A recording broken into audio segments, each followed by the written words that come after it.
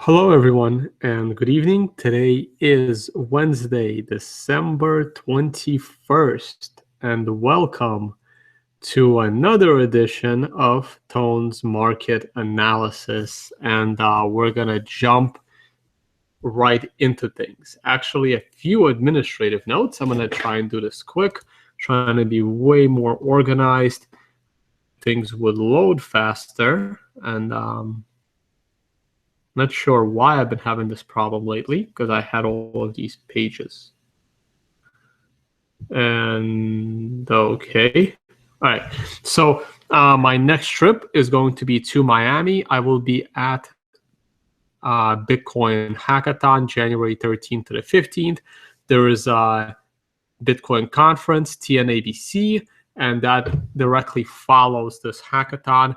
I will stick around for that as well. So if you are in Miami, feel free to find me there. I'll be in Miami from the 13th till the 19th, I think. Oh, these things. Why are they loading? Why are they?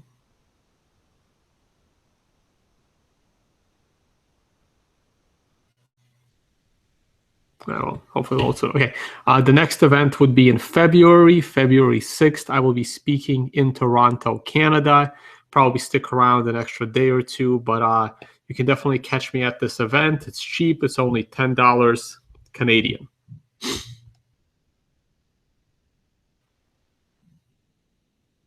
And the next big event is Acapulco, Mexico. This is a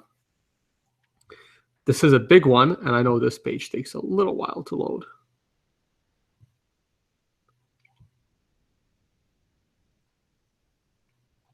Okay, this is Jeff Berwick's conference. This is February 25th to 28th. There is an additional day on the front end that Jeff that is being charged for. Additionally, it's a 4-day conference. The last day of this conference is specifically focused on Bitcoin. But the one thing I want to point you guys to, yeah, there's some good speakers. I know I'm friends with a few of them. I'm looking forward to them. Julia Turiansky, Rick Falquinch from the Pirate Party. Roger will be there. I know him and I have had some disagreements lately, but we both enjoy this event every year. So what I'm doing at this event, I thought this would render so much faster. Okay, where did it go?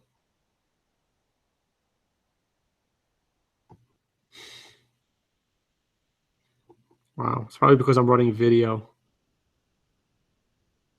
Here we go. So this right here, the conference ends on February 28th. March 1st, I'm probably going to take a much needed break and hang out on the beach or the pool. But then March 2nd to March 3rd, I am doing a 2-day seminar on trading. So I'm going to basically, there's a description coming up. This is the whole schedule, by the way. So you can also see it here. So on March 2nd, trading techniques with Tone Vase. And then on the next day, half a day, we're going to do some mock trading and practice. I'm going to focus on the Bitcoin markets and also the traditional markets. All right, and this is the seminar, so check that out. I know these pages aren't loading quick. I'm also supposed to do an M&A about Steemit tomorrow night. This may or may not happen. Mad Bitcoins, Thomas Hunt is now busy, and I know Steemit wanted it. I don't even want to talk about Steemit anymore, but anyway, that is not what. And it really sucks that none of these, I was just looking at all these charts 5 minutes ago, and now none of them have been preloaded. So that's unfortunate. Taking a look at the futures. Okay, now we're jumping right into it. Taking a look at the futures, I'm going to spend as little time as possible on traditional markets because Bitcoin was the interesting asset since my last video. Nothing happened after hours today except the Bitcoin, of course. So let's go to the S&P 500.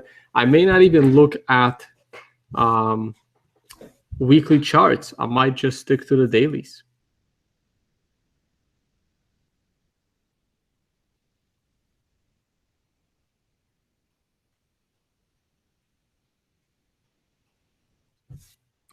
All right, Bitcoin. Sorry, not Bitcoin. Saving that one for last. S&P finally loaded. So I left the arrows from a week ago. I'm going to focus more on daily charts on Wednesday because it's middle of the week, and more on weekly charts on the weekend. So I was bearish after this big candle right here. The S&P has hit all of the expected bullish highs, and it topped out right now at around 2277, 2276.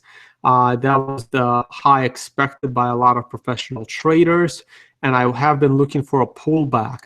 I will stick with my pullback position until I see a daily candle close above the previous high. So as long as this high isn't breached, I remain short-term bearish S&P 500 and longer-term bullish S&P 500. I'm not even gonna. I wanted to say one quick thing about the weekly chart. Hopefully, it would load real quick. Man, I had all of this set up. This is weird.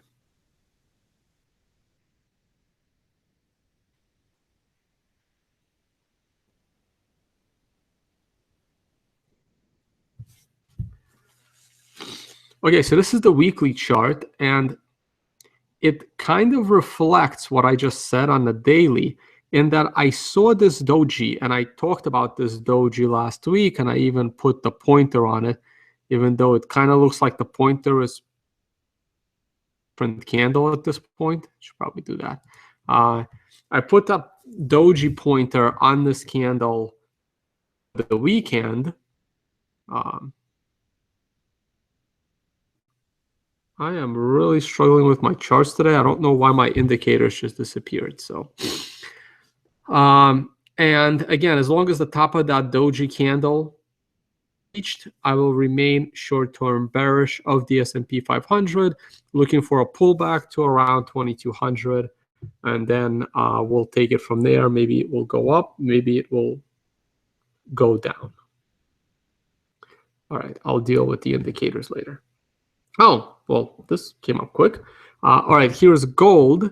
Again, this is a slightly longer term. We can make the candles a little bit bigger, but now you know where my yellow bar came from. So I have been short-term bullish gold for a little while. I've been long-term bearish gold, obviously, with this gold death cross, not golden cross.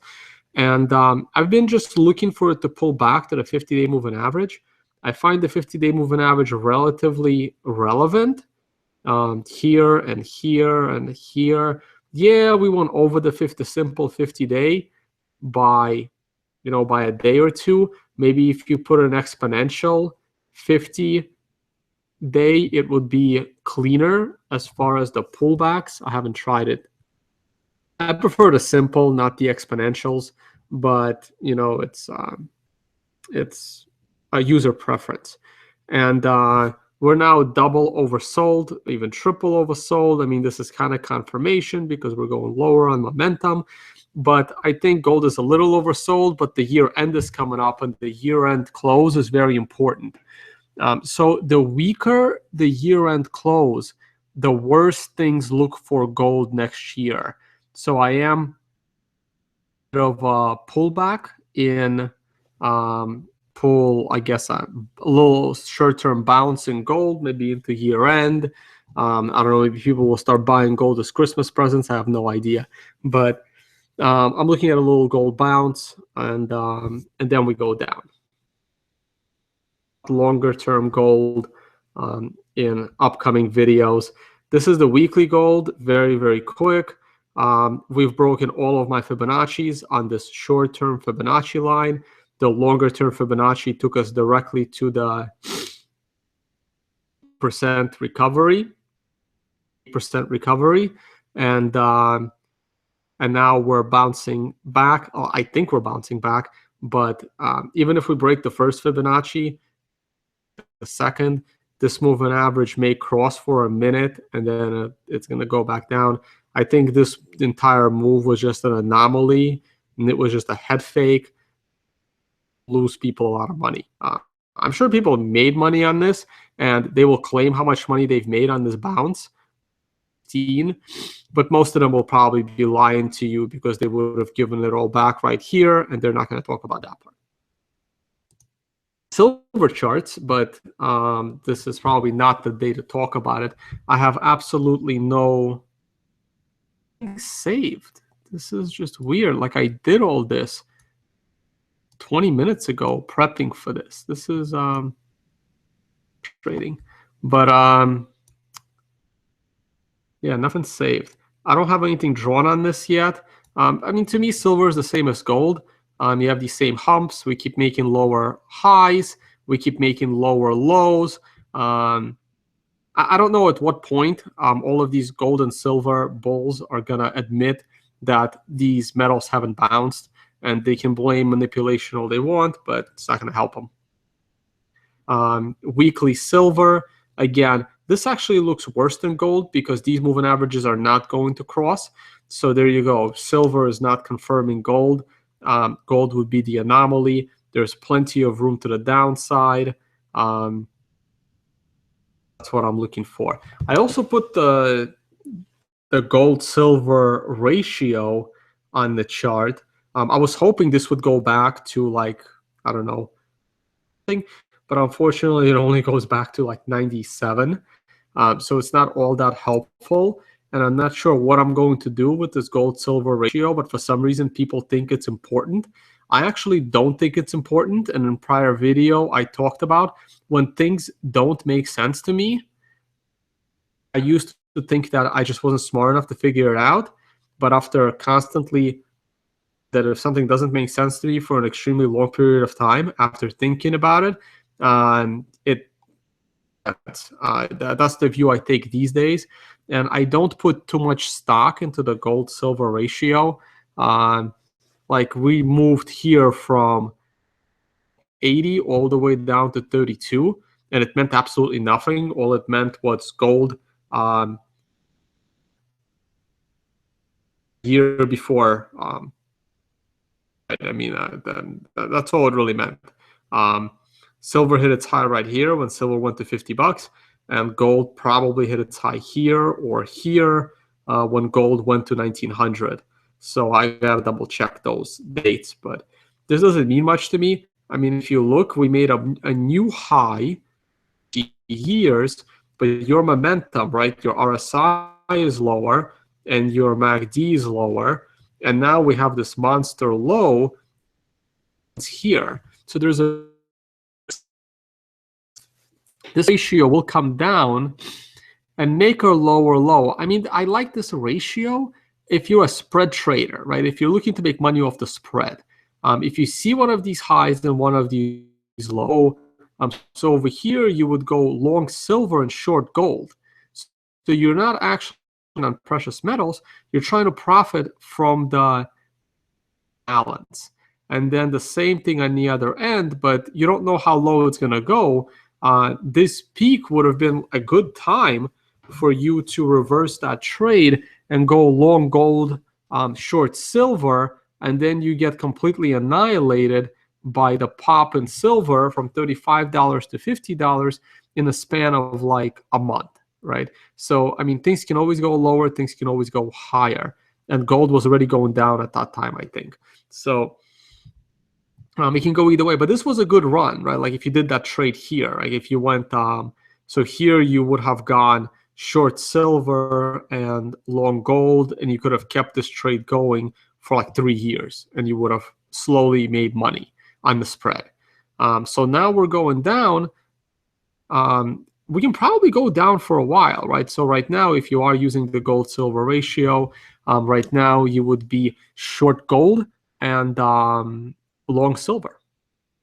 Because, yeah, so you would be long silver and short gold. That means that gold has more of a downside than silver does.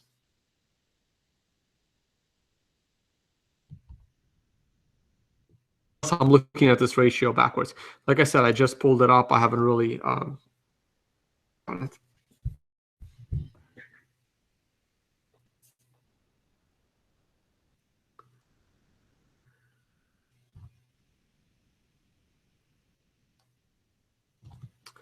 All right, this should be oil.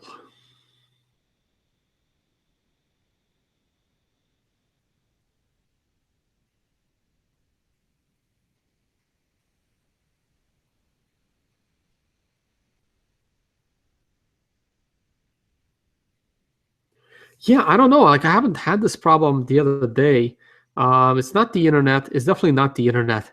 It's either my computer or I have too much stuff open or Google Chrome. Not an internet issue because I was just like streaming video and watching ESPN through the internet, right? So it's and I'm not uploading anything other than I'm uploading the video, but my upload speed isn't bad either. So no, this is my VPN. I don't know. I find VPN and Tor very frustrating. I mean, I have to like jump through hoops all the time. All right, so oil, not much changed. Not much change in oil. I'm still bullish oil, even though it's giving you some mixed signals right now. I'm bullish oil. You might get a little bit of a pullback, but I really like this. I guess I would also call this a, what do you call it? Oh, man. Oh, a head and shoulders. There you go. Slip my mind for a second. An inverse head and shoulders. So I'm kind of bullish. And the weekly chart, which again is going to take forever to load. Man, the one time I'm ready with really quick responses to all of these and not spend too much time on it, taking forever. See, this is faster. Yeah, this is a much better looking head and shoulders here. So here's your left shoulder, here's your head, here's your right shoulder, and your right shoulder kind of tripled up, but that doesn't matter. And I really like the coupling of this 50-day moving average. And if this head and shoulders comes to fruition, I'm expecting a hit of the 200-day.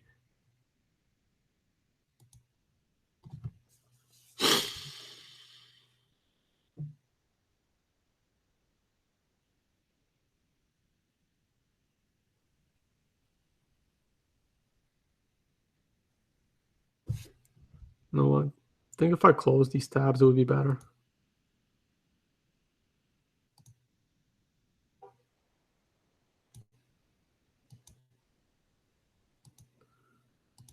Maybe it is all these tabs, though I doubt it.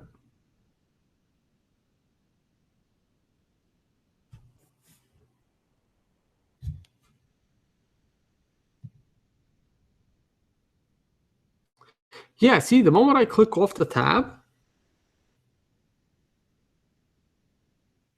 it comes back faster, but it goes away. This is, what are we looking at here? We're looking at the Euro USD. Again, it's a little bounce. I'm very, very bearish. There's really no reason to look at the daily Euro.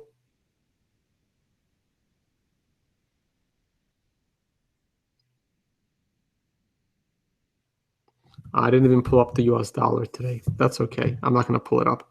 Not when things are so slow. I'm not going to pull up the US dollar, but I'm expecting the US dollar to go up. And this is the weekly Euro. This is a better one to look at. I don't even have candles up on this one. I just have the bar graph. And I'm very bullish on the Euro. There might be a little pullback back to the 50-day. I highly doubt that the Euro is ever going to hit 1.1 again. I think, yeah, I have a live viewer saying RIP Euro. That is exactly right.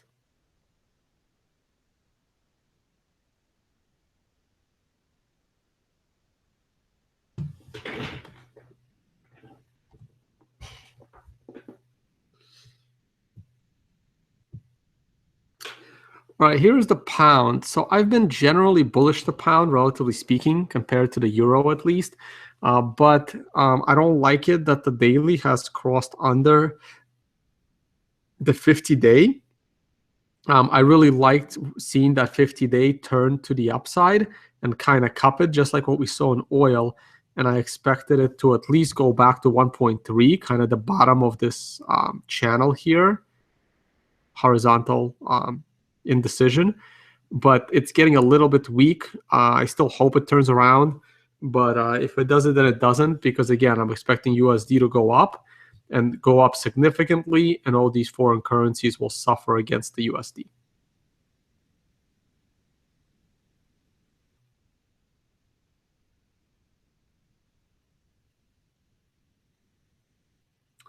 And this is the weekly pound. Again, nothing here. As long as it stays above the previous lows, you're okay. So again, maybe a bounce to 130, I hope, as the dollar goes up. But I don't know, the pound seems to be weaker than I expected it to be.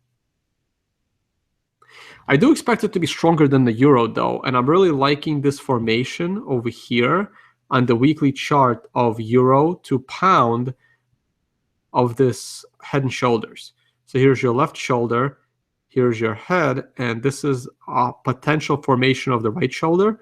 So if we go back to this 0.87 range and then start to go down from there, break down back down to here, or at least here.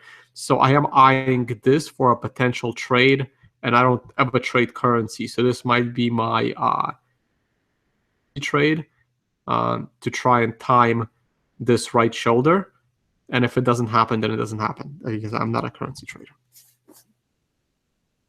All right, well, this loaded fast. I guess it likes Bitcoin.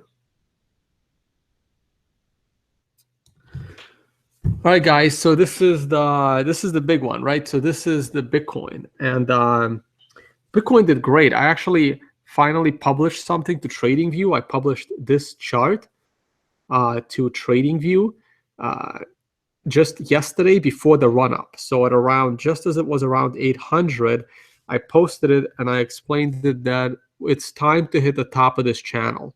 I am very rarely short-term bullish Bitcoin, but I have been the last 3 to 4 weeks. So I am short-term bullish Bitcoin. I am expecting it to go up. I know SegWit is a big problem. Big problem. Well, SegWit is a big solution, but people are causing SegWit to be a problem. But it doesn't matter, right? I mean, hell, if SegWit never goes through, Bitcoin can still be $10,000 a Bitcoin, right? Its properties of what it does is still too unique, and nothing is going to come close. Nothing. I mean, I have other videos that talk about the insanity of altcoins. But Bitcoin is it, and hopefully SegWit will get in. So what is my catalyst for the run-up to 1,200?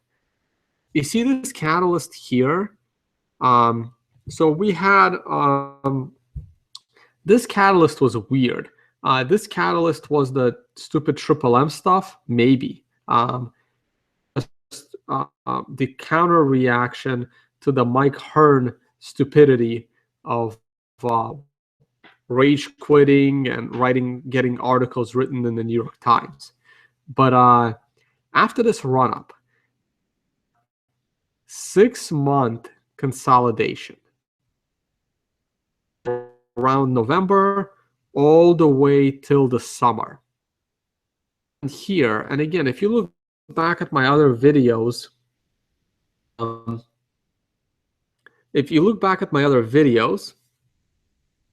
well, Crypto Network, we talked about what's going to happen with the halving. And this is what I said. Said was, expect to see a huge hash power increase going way before the halving, and expect the price of Bitcoin to go up. Several reasons. It all combined. One of them was speculators were going to preemptively buy up Bitcoin, expecting the price to go up after the halving. The reason is miners would need to put every dollar they have into mining on those last month of blocks, because those are the last 25 Bitcoin rewards they are going to have. So it was now or never. And also because a lot of these miners are businessmen. They're not traders. They're running a business. In fact, the moment the halving takes place, 50% of their income goes away. It goes away. I mean, yes, the price could be higher, but that's not guaranteed. But what is guaranteed is the amount of Bitcoin they mine. That's going to get cut in half. So as a businessman, you have to ration and try to equal out your expenses as much as possible. So as a miner, my speculation was that the 3 months prior to the halving, miners would be selling less Bitcoin on the open market, or they would be holding on to them. And then after the halving, they would be selling more Bitcoin than the 12.5 block reward to kind of ease their falling off a cliff with their revenues compared to their expenses. So I expected them to ration the coins. So that combination, I was not surprised at all that the price was driven up speculatively ahead of the halving. And I expected the price to dip after the halving. And there's videos of me saying it. This isn't hindsight. Did I profit on it? No. I very rarely trade on my own ideas. I just like putting them on video, but I rarely take my own advice. Perhaps I should more often. I just held on to my Bitcoin and tried not to lose them like I do every day. I try not to lose my Bitcoin. And that's why I trade dollars on a real professional exchange. So we hit the top of the channel, we went down, we hit the bottom of the channel, and we've kind of stagnated right here. So what is the next catalyst? And I explained this in my published idea on TradingView. My next catalyst is going to be SegWit. I am taking the position that SegWit will eventually get approved. It is actually a tough position to take, because right now SegWit isn't even close to getting that 95% signaling.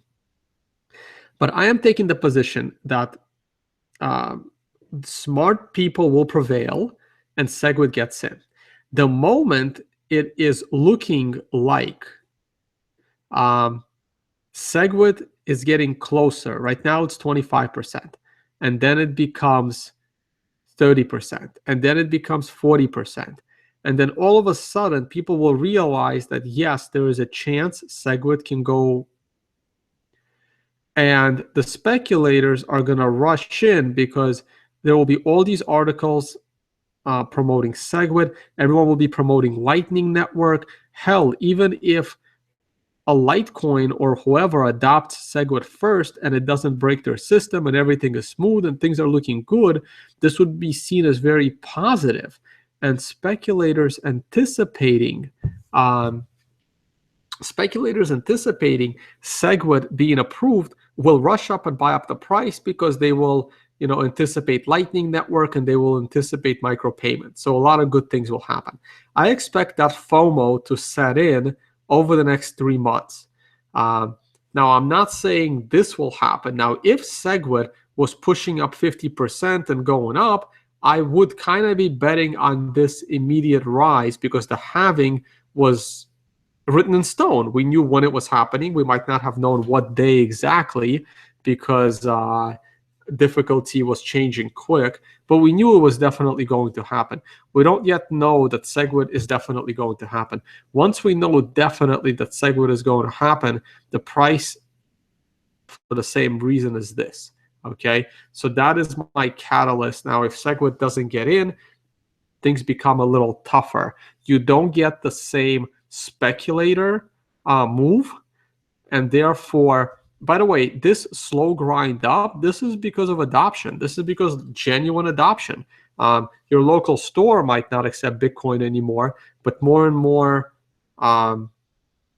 gray markets are. And gray markets, like in Venezuela, gray markets are things we don't even think about as gray markets. So you got to think about that. All right, what else am I going to say? Okay, so I had a question here from a live viewer. Do I think there will be heavy selling at all-time high? Absolutely not. I don't think there will be any selling at all-time high, and I'll tell you why. Out yesterday that we're almost there, actually. At the price of $850, once Bitcoin crosses $850, there will only have been 22 days where you could have bought Bitcoin and right now be sitting at a losing position. And that is under an unreasonable assumption that you held on to that Bitcoin and A, get it hacked, B, didn't have it stolen, hacked, same thing, didn't let somebody else hold it for you and it disappeared, didn't invest in companies that didn't work out. I can't talk about that, but I've done that. So if you manage to hold on to that Bitcoin, which is almost an impossibility, you're not in a losing position. What happens at many previous highs is that a lot of people went in at the time of that high and they're now happy to get out, break even. I don't see that in Bitcoin at all. And once it gets to all-time highs, I only see it picking up from there. Now, there will be a crash, and I expect the crash to come back to current levels, or maybe the 1,000 level, something like that. But hopefully this crash happens after Bitcoin breaks $2,000 and maybe $3,000, right? So the earliest I can see a crash is August 2017, and I wrote why I see that for August 2017, 2 years ago, in a Cointelegraph article. Maybe I'll link it again in the show notes in the description. All right, so one more chart. I have the weekly chart of Bitcoin.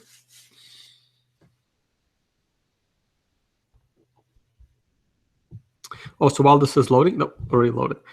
So my weekly chart is very, very clean. You see absolutely nothing between this Fibonacci line and that Fibonacci line. And I was treating the previous high as a critical point. Nothing. It's open air. I mean, we can hit this tomorrow for all I care, right? I mean, I have absolutely not a single reason. Actually, no, there could be a reason, right? And I talked about it earlier today. Let me pull that up. So the only thing, it would be this. That's my 0 line. Oh, wait, where's my 32? No, 38 should have been there because I see it. Oh, I see it now. Oh, wow, that's interesting. I didn't have it on there. I should have. Oh, that came right to the top of that Fibonacci line. And then this one, right? So that would have been useful about 6 months ago to see that. Came to the Fibonacci line, hit it right on the head, and then pulled back. And pulled back pretty heavily, actually. So that was good. So I have this minor Fibonacci line right here, and it's looking like 925-ish, 915. There you go. And I see that as minor. It could give it a little bit of a pause. I don't take 3% Fibonacci line as seriously as I do the 38%, though considering it wasn't on my chart, probably because I didn't want to clutter it. And then like 2 years later, I forgot it wasn't there. Could have been useful. But I don't consider this one as important. Maybe I'll leave it there just to know that it's there. But I think we're going to blow right through it. Time highs. And I think by that time, gold. So now, once we're in this area, you're looking at the only drawbacks, and I think these will be positive, right? Not negative. The round number of 1,000, but that would give it a nice positive media push. And the parity with gold, which will also give it a nice positive media push, right? So these round and historical critical points, I see them more as bullish catalysts than reversal catalysts. Might pause there for a minute, but no. I don't see anyone. I mean, we've waited for this. I mean, I remember when we were here at 800. God, I remember watching it. It was 800. When April? No, wouldn't have been April. Couldn't have been April.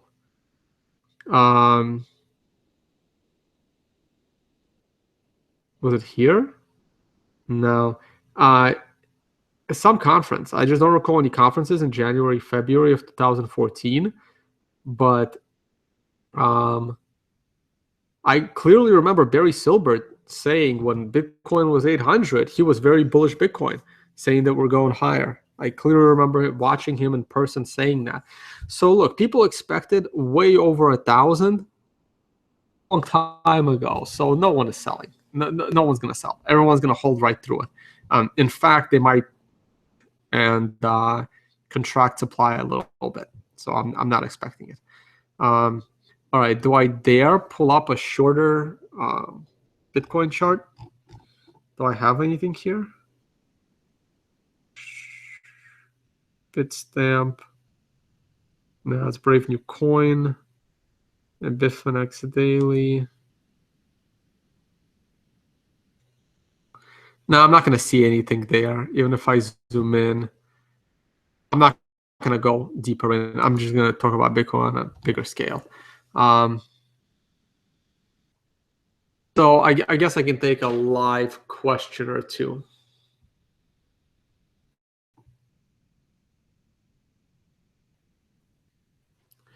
I don't think it's relevant that Bitcoin has declined Christmas. It just means that, I don't know, people taking a little break and they're not trading it as heavily. But no, I don't take that seasonality seriously. Someone asked me about the yen. Please watch my last video over the weekend. I talked heavily about the yen. I don't really care about the yen. The only people, it was explained to me why people care about the yen. And that's because a lot of people just trade the yen.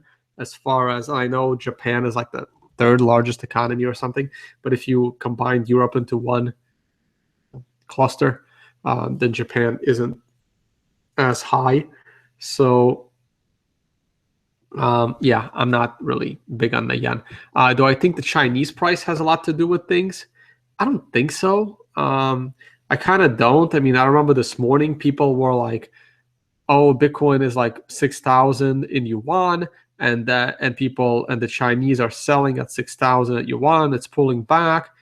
I'm like, yeah. I mean, I held my bullish position, and yeah, it pulled back. I woke up this morning, Bitcoin was moving up. It went up to about 26, 27, 826, 827 in US dollars. And then people started screaming that it hit resistance on the yen and it's all being sold in China. So Bitcoin fell down to 821. And now it's back to 840 like 4 hours later, right? So again, I don't care about the price in yen. I know a lot of traders will disagree with me, but I just don't. It's all about the dollar, guys. It's all about the dollar. In 20 years, we're going to talk about the yen as maybe the world reserve currency, but not today. Today, it's all about the dollar. If it was all about the yuan, if it was all about the Chinese currency, you would see Americans and Europeans going to buy land in China, going to buy Chinese equities, trying to convert their dollars and euros into the yuan. And no one is doing that, right? So you can't tell me that China and their currencies is important when people with money are converting to US dollars. They're not converting to the Chinese to the Chinese yuan. The day I see prominent Americans converting to the yuan, because they trust that currency more than the US dollar, I'll take the yuan seriously. And I do think that day is coming, but it's not here yet. All right, let me see. If I missed any questions on top, I know it's hard for me to scroll through it all. Just ask again right now.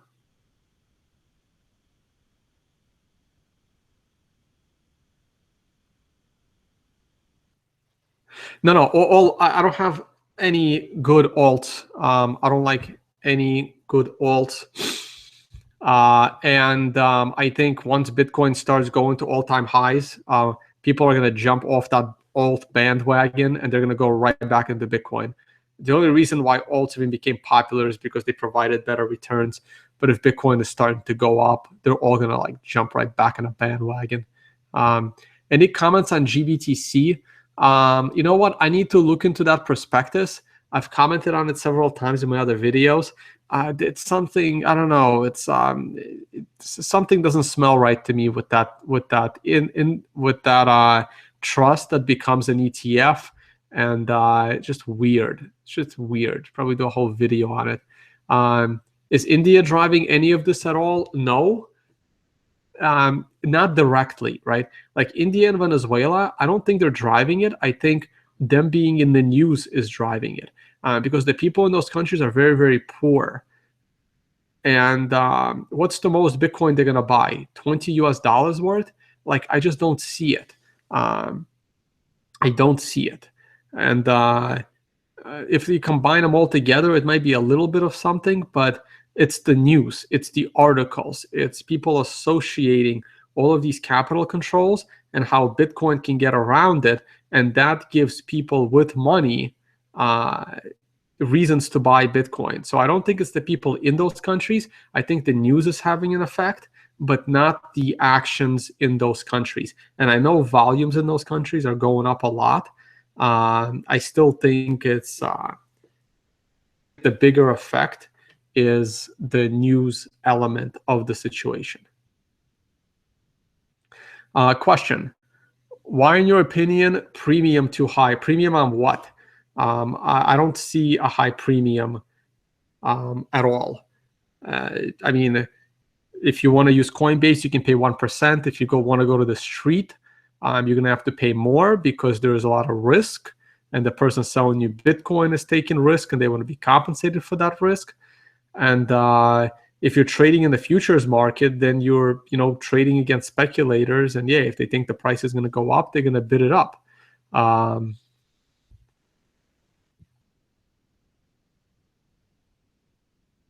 Premium was specific to the Barry Silbert's product. And again, I don't want to get deep into it, and I need to do some more research before I get deep into that subject.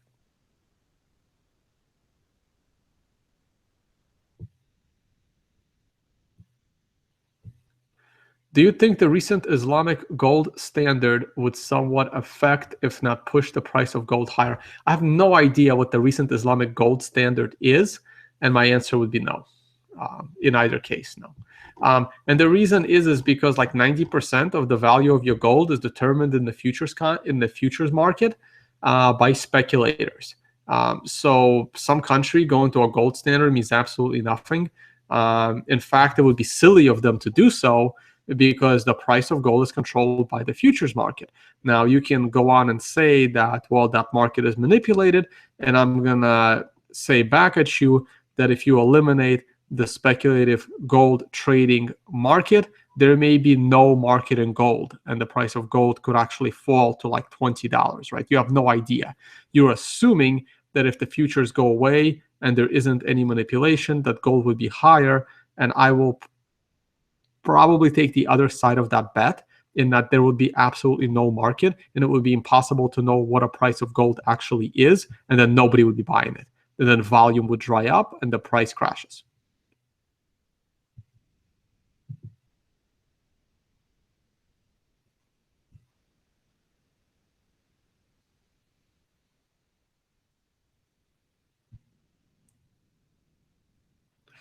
Do I think altcoins would find various niches? No, well, I guess maybe. The reason I'm saying no is because a lot of these altcoins, they have scammy beginnings, and when you have a scammy beginning, you can't have a legitimate ending. So the only altcoins that have a chance to be anything useful is Litecoin, Dogecoin, I guess, Monero, I guess. But I mean, find me an altcoin that doesn't have a single part in its first 3 months that is questionable. That is like questionable, where like the founders are scammers, or it was pre-mined, or there was bugs that they had to redo. And you also have to know who's supporting that blockchain. And it has to be a blockchain, by the way. It has to be proof of work. If it's proof of stake, it is absolute nonsense. I mean, that's not even an altcoin. That's That's our current system. We've had it since the age of computers. So it has to be a blockchain. It has to be 100% proof of work. It has to have been launched fairly, and then it may have some niche in the future. Right now, Litecoin might be the best test net because if they adopt SegWit, we can see how it works. Ethereum was an amazing test net, and I said this. Ethereum having a hard fork was so beautiful because it showed us what happens when you try to do a hard fork. You end up with two Ethereums, and yet people in the Bitcoin space, like, they're blind to it. Maybe they'll see the light when Ethereum Classic is trading at parity with Ethereum, and they're at exactly the same price. Is that hard forks aren't all that good.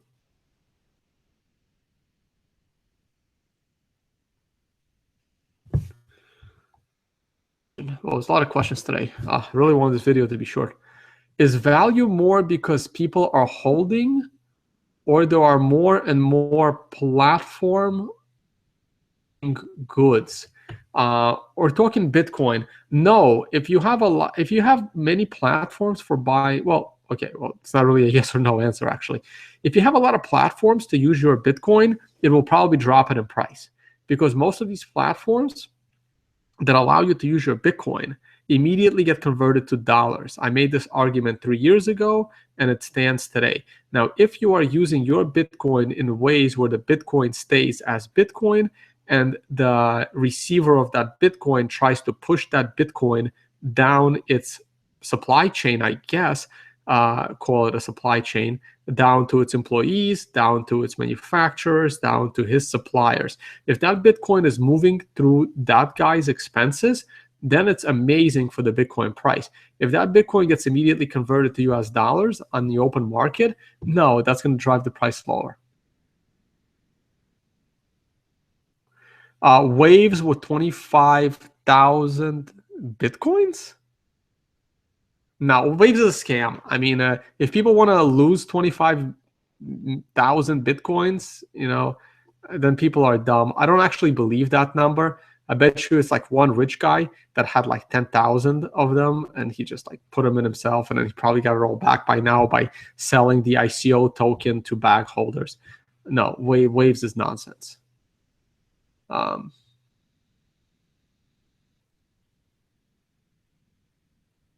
Should I take the hit on Ether now? I mean, look, I never bought into Ether. I never thought Ether would go above $1 once it fell below $1. And I was wrong. It went all the way to $20. So I'm the last person to give speculative advice on coins. But I will tell you that Ether is nonsense. It's complete nonsense. I mean, it's going down. It's going to go down. I mean, maybe they'll pull a Steemit, right? Like Steemit fell below Doge. It like fell to number 13 on the market cap, and then they went ahead and changed their inflation formula, and then it moved all the way back up to like 8, only because they just changed the rules of their database. It's a disgrace calling Steem a blockchain or Steem a blockchain. So it's a disgrace to the word blockchain. So yeah, so if Ethereum comes up with some change to their code, which they've clearly shown us they can do, there can be a temporary bounce. But the idea that they're any kind of a currency of value, it's ridiculous. Will government crack down on Bitcoin? Well, governments can't crack down on Bitcoin technologically. All they can do is crack down on the people using it. Yes, I've always said this, which is why I've always advised people never to use their real names or addresses or IDs along with Bitcoin until government is more lenient to it. But yeah, are they going to crack down on the people using it? I mean, of course, look at what the IRS is doing. So just be careful on how you use your Bitcoin. When the risk of getting caught using that Bitcoin is worth it. If you're gonna go and use your Bitcoin by shopping at Amazon and saving 10%, you may think standing, at a government office explaining this is worth the risk of saving 10% on your Amazon goods. I personally do not. A pullback this year in Bitcoin? No, I think we're going up. Brazil. I don't have views on Brazil. Um, I mean, I know someone that's currently in Brazil, and we talked about him on our other show. He's the guy that's doing all that stuff with Venezuela. So check out our previous shows. We talked about Venezuela twice. Rodrigo, I believe is the name, and he's my guy on the ground in Brazil. Been meaning to get in touch with him to find out more.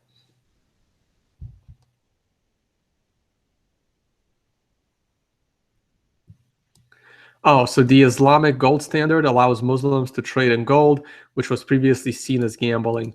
Uh, Look, the rich people in the Islamic culture that have the money to do anything with gold, I guarantee you they couldn't care less about that law, and they were trading in gold. I mean, it's a lot of these rules are just there for the rich, and when they see everybody doing it, they make it legal for everybody. So the people that are now going to be doing it are not important enough financially to change anything in gold. Facebook had a scammy beginning and then a decent ride. That may be true, but Facebook was never printing its own currency. Realistic price of Bitcoin in 10 years. If one Bitcoin is less than 10 years, so that's two more halvings. If Bitcoin is less than $25,000 a Bitcoin, the experiment probably isn't going to work.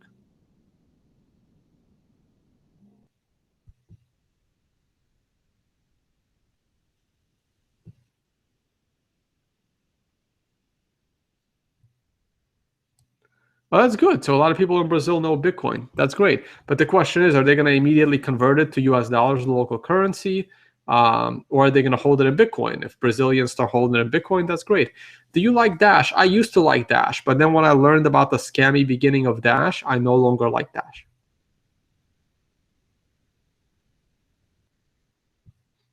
More about altcoins so that like back when I did like Dash, I had a much more positive view on altcoins. Now that I'm older and I'm hoping wiser, I have a different view on altcoins in general, which is why like Dash is another Anon. Monero is another Anon. Like Dash is an Anon coin, but Monero had a much more solid footing and a much more responsible developer team, and Monero has a much better future than Dash does. Yet I still don't think Monero has all that much of a future.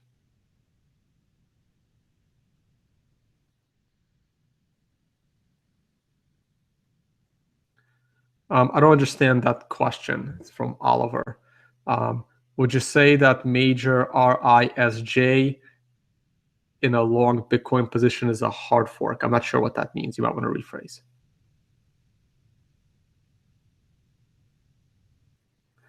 Advice on putting a relatively stop loss on USD. Well, it depends on your stop loss, right? Are you trading Bitcoin on leverage to the upside? Then yeah, I should have a stop loss. Are you like a stop loss to go back into the US dollar? I wouldn't. I would hold on to my Bitcoin. Yeah, once the price breaks 1,000, I would probably set my stop loss at about 940 or so. Seems reasonable, but I wouldn't go like back into US dollars. I'm holding on to my Bitcoin for years. I'm trying not to even freaking spend it like a Satoshi at a time at this point. So if I'm leveraged long Bitcoin and I'm profiting as it goes over 1,000, I'll set the stop loss on that position, but then my position goes back into Bitcoin. It doesn't go into US dollars, or it doesn't go into like an altcoin.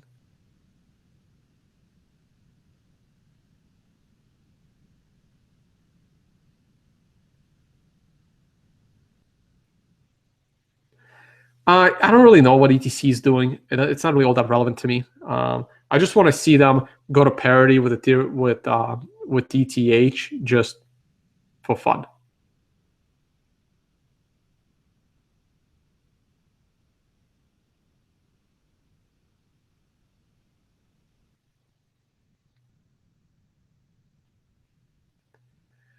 Again, right? Bitcoin couldn't have had a scammy beginning because Bitcoin didn't have any value in the beginning, right? So like you can't have a scammy beginning if it doesn't have a value off the bat. And Bitcoin spent an entire year with no value. So it's impossible to call it a scam because they're really, you weren't selling anything. I mean, the Bitcoins themselves were worthless. That's why like 5 to 10% of all Bitcoins might be lost forever. No, Satoshi's alive or not to spend his Bitcoins. So no, you can't have a scammy beginning if it's a computer science problem, doesn't have any value assigned to it.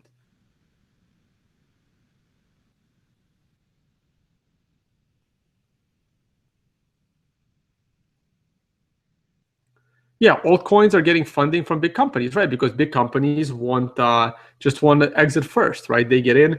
It's the same thing as like pre-IPOs, right? I mean, you get in early and then you get out early, but I think they're really playing with fire because they're printing currency.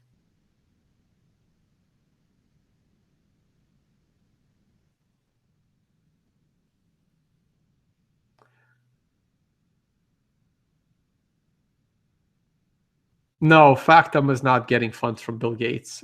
Please take a look at that again. That's nonsense. I don't know where you read that. I don't believe that to be true.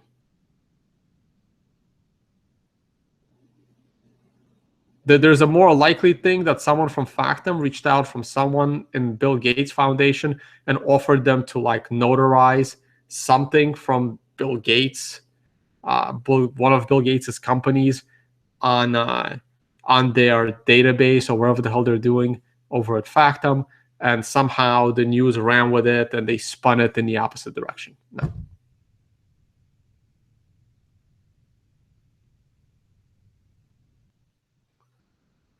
Okay, so Mike Hearn. A lot of people are pointing because they're looking at it from Mike Hearn. So Mike Hearn had 2 exits. Space. This was the first classic exit. The one that's marked on my chart is in August of 2015. That is when Mike Hearn left the Bitcoin Core, or got kicked out of Bitcoin Core, whichever way you want to look at it, and started the Bitcoin XT disaster, which failed miserably. And then in January of 2016, I really should put, over here, Mike Hearn Part 2. That's when that other article came out that Mike Hearn is leaving the Bitcoin space altogether because, the Bitcoin XT completely failed. So Mike Hearn had 2 notable exits.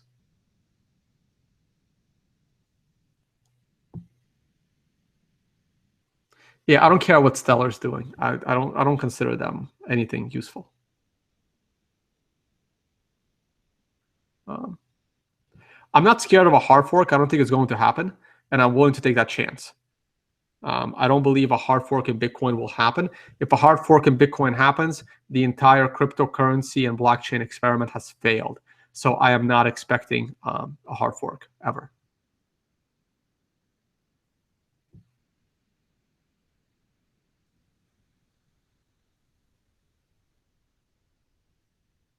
This is a very good question. All right, guys. I might be answering questions only. I can barely keep up with them.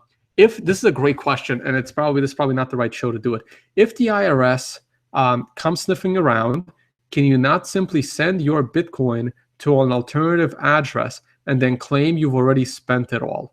Well, I wouldn't claim you spent it all. You can claim that. Well, if you claim you spent it all, then they're going to want the taxes, right? I mean, if you spent it all or you still have it, it doesn't matter, right? You can tell them that you spent it all and pay taxes on it. You can do that. What's going to happen is that if you get caught in using it later on, you can go to jail for a very, very long time under a charge of lying to a federal officer. That can give you 20 years. Now, the worst thing is you can claim that you lost the password and you no longer have access to them. This is where you have another big problem. If a judge doesn't believe you, he can throw you in jail for the rest of your life, and every, 6 to 18 months, you would come out of jail, you go in front of a judge, and the judge will say, do you remember your password? And you will say no, and the judge will say, we'll go back to jail and think about it. There will be no trial, there will be no jury, there will be no lawyer, none of that, right? This is called contempt of court. This is what happens when a judge doesn't believe you and he thinks you're lying. And in America, they can put you in jail for the rest of your life. No trial, no innocent or proven guilty, none of that. Now, normally, contempt of court is like a day or two. It's when a judge gets pissed at someone in their courtroom. But if a judge feels that you're lying, he can sentence you to 18 months in federal prison. And after 18 months, he can just renew it, right? So your only hope is that this judge retires or dies, and you get a new judge that is more lenient. So be very careful with what you say to the federal government in America. Will Winklevoss ETF ever get approved? I hope not, and it shouldn't. And I don't think the SEC is that incompetent to approve it. And if they do, I mean, it's not going to be neutral. I think it will cause a little bump. I mean, look, for all of the good publicity and the price run-up of the Winklevoss ETF, the fallout from it being hacked and them losing that Bitcoin is going to be worse than Gox. So be careful what you wish for, guys.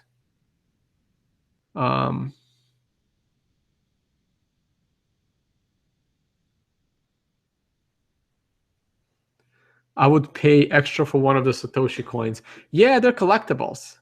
I actually know someone who will sell you an original Cassatius coin with the error in the hologram, the Series 1, the first batch of physical coins ever created. So if you're interested, Richie, PM me, but they're not cheap. Yeah, I have just go to my blog, Liberty Life Trail, put in the words ETF or the word Winklevoss one at a time. And I've talked about the Winklevoss ETF on several occasions in those videos. Factom got funds from Homeland Security. Again, I doubt that. And if they got funds from Homeland Security, it was like maybe one contract for, I don't know, a few $1,000, 250,000, I don't know. So Factom scammed Homeland Security. Probably not smart on their part. Yeah, I mean, they filed for a grant. I mean, they filled out a piece of paper, talked about, what they're doing with their blockchain. They got a little money from a charity. Again, right? I mean, if you're creating nonsense and you're going to start getting money from charities, I mean, go for it.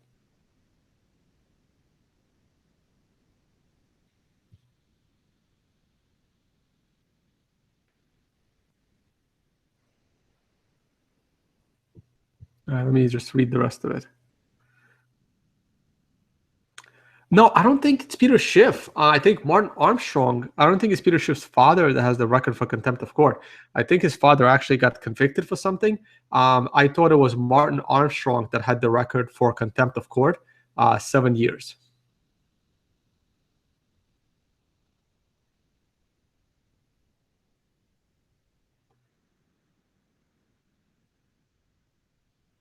All right, guys. This video has now gone an hour after 20 minutes of questions. I still haven't decided if doing these questions is wise or not. I don't really want these videos to last forever, but I think this was productive. I hope people agreed. Please leave comments. Please share the videos, and hopefully I will see you on the next one. Oh, a question about Martin Armstrong. Did Martin Armstrong ever give it up? No, he was gonna. I mean, again, you can look at the history of Martin Armstrong, and basically, he wasn't going to give up what they wanted him to give up, which he claims to be code to his macroeconomic model, his world economic model, sorry, which was yes, both macro and micro model. But he wasn't giving it up, and he was getting close to getting his case into the Supreme Court, the contempt of court laws, and then they gave him a deal to plead down to something minor, and then he took the plea, and then they screwed him again for 5 more years, but he did eventually get out. So, but I think he did 7 years on contempt.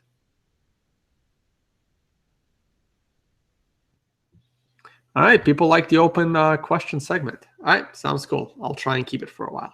All right, guys, signing off. Good luck trading. I'll see you all over the weekend.